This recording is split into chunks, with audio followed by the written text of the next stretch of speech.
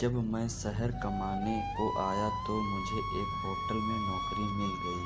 रात को वहीं पर रहने का भी इंतजाम हो गया। एक दिन रात के 10 बजे होटल बंद होने के बाद मैं सफाई कर रहा था, तभी एक औरत आई। मैंने उससे पूछा, तुम हो कौन? उसने जवाब दिया, मैं बाहर की रहने वाली हूँ और इस शहर में रहने के लिए आई हूँ।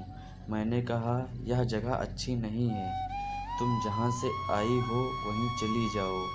हम अच्छे आदमी नहीं हैं, तुम यहाँ रहकर बर्बाद हो जाओगी। जी नहीं, मैं एक भटकी हुई औरत हूँ। क्या तुम मुझे पनाह दे सकते हो? हाँ, दे सकता हूँ, तुम रात यहीं रुक जाओ। मैंने कुछ सोचते हुए जवाब दिया। उसने भोजन मांगा। मैंने भोजन दिया। उसने खाकर अपना मुंह साफ किया। मैंने उसके बारे में जानना चाहा। उसने बताया कि मेरा नाम अंजू है।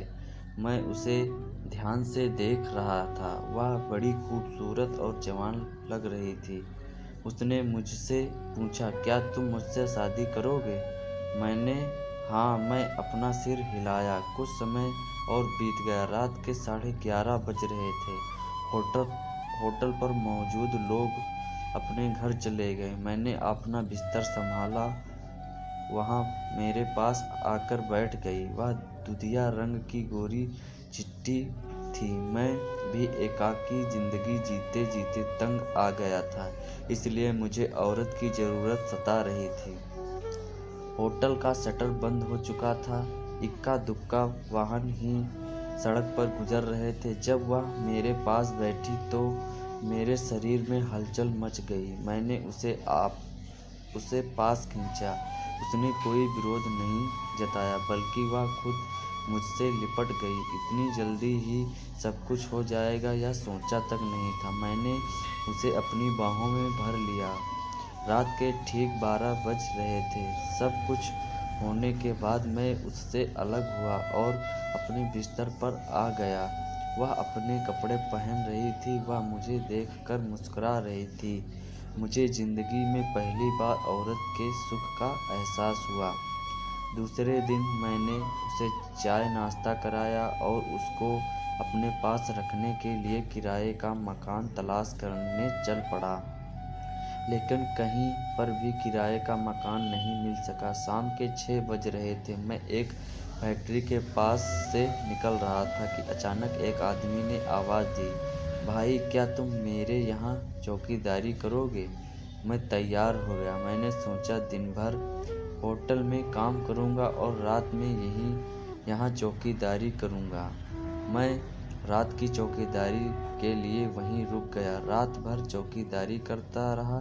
मुझे उसकी याद आती रही और अगले दिन सुबह मैं वहाँ से चला आया। सुबह जब मैं होटल पर पहुँचा तब क्या देखता हूँ कि वह मुंह फुलाए बैठी है और मुझसे शिकायत करने लगी। ए जनाब, तुम कहाँ गायब हो गए थे? नहीं करनी शादी तो वैसे ही चलने दे। देखो, मैं तुम्हारे लिए मकान तलाश करने गया था, लेकिन मकान नहीं मिल सका। मुझे अफसोस है। वह मेरी बात मानने को तैयार नहीं हुई और मुझे भला बुरा कहने लगी। मैं अपना सिर पकड़कर बैठ गया। घंटे भर बाद वह खुद मेरे पास आ गई और कहने लगी, मकान और मिल जाएगा, लेकिन तुम मुझे इस तरह छोड़कर मत जाया करो। जमाना बड़ा खराब है। ठीक है, अब आगे से ऐसा नहीं होगा। 2-4 दिन बड़े आराम से कटे। वह सेक्स में मेरा सहयोग देने लगी। मैं रात को होटल छोड़कर चौकीदारी के लिए निकल जाता था। एक दिन वह मेरा हाथ पकड़कर कहने लगे कि आज रात को आओगे ना? मैं जल्दी लौटने का वादा कर के निकल गया। फिर रात को आकर उसके पास सो गया। एक बार मैं बैठा बैठा चाय नाश्ता कर रहा था। एक आदमी मेरे पास आया और बोला, अरे महेश, मैंने कहा क्या है, इस औरत को तुम छोड़ दो। अरे भाई, मैं इस औरत को कैसे छोड़ दूं? मैंने एतराज जताया। वह बोलने लगा, मैं इसके साथ घर बसाना चाहता हूँ। यह सुनकर मुझे हैरानी हुई।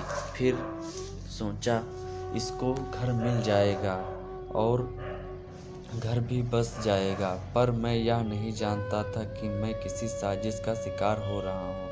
मैंने उसे सोते से उठाया और टैक्सी में वह अपने साथ ले गया। खैर, मैंने समझा कि कोई मुसीबत मुझसे छूट गई है, पर मेरा दिन भर काम में मन नहीं लगा। फिर भी मन मार कर काम करता रहा। रात के 10 बज रहे थे। मैं बिस्तर पर चला गया, लेकिन नींद नहीं आ रही थी।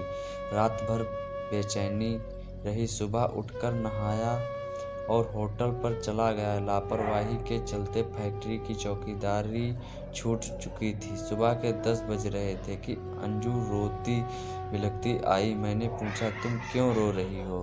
तुम भी किसी के साथ भेज देते हो? उसने और 2 आदमियों ने मिलकर मेरे साथ बलात्कार किया और सुबह गाड़ी में बैठा दिया।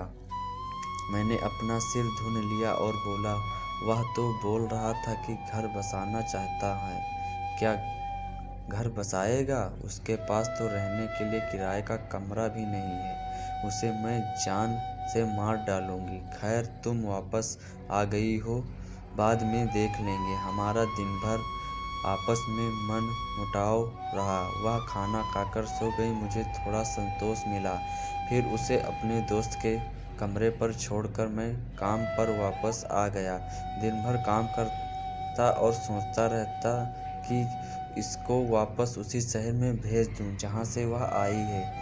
इसी उधेड़बुन से शाम हो गई। वह वापस होटल पर आई। मैं बोला, अंजू, तुम जहाँ से आई हो वहीं वापस चली जाओ। यहाँ के लोग ऐसे ही हैं।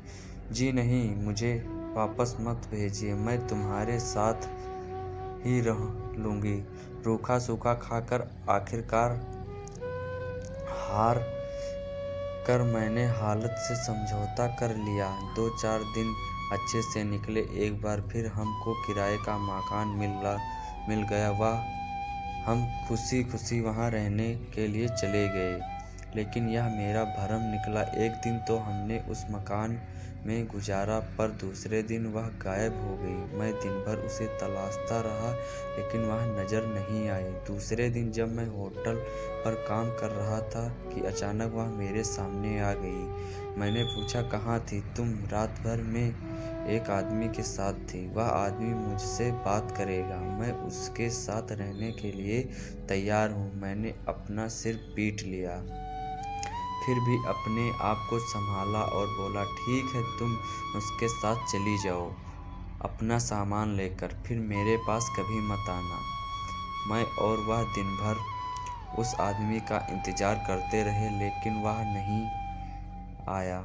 मेरे अंदर कटु भावना आ गई थी। मैंने उससे बात करना बंद कर दिया, लेकिन फिर अंदर एक दया भाव आ गया था कि बेचारी जाएगी कहाँ। एक बार वह रात को उठकर रोने लगी। मैंने पूछा, क्या हुआ अंजू? तुम रो क्यों रही हो? जी, मुझे मेरे बच्चे याद आ रहे हैं जो ससुराल वालों ने छीन लिए हैं। इतना कहकर वह फिर रोने लगी। मैंने तय कर लिया कि अब इसको अपने पास नहीं रखूँगा। आखिर तक हार कर होटल के मालिक से 1000 रुपये लिए और उसको बस में बिठा दिया। उसने कई बार कहा कि तुम भी मेरे साथ चलो, लेकिन मैंने मना कर दिया। अचानक कंडक्टर ने सीटी बजा दी। मन मार कर मैं बस से नीचे उतर गया।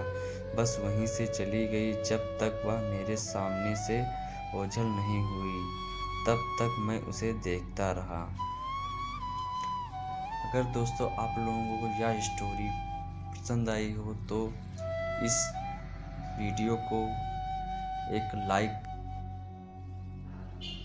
करें, शेयर करें और चैनल को सब्सक्राइब करें। धन्यवाद।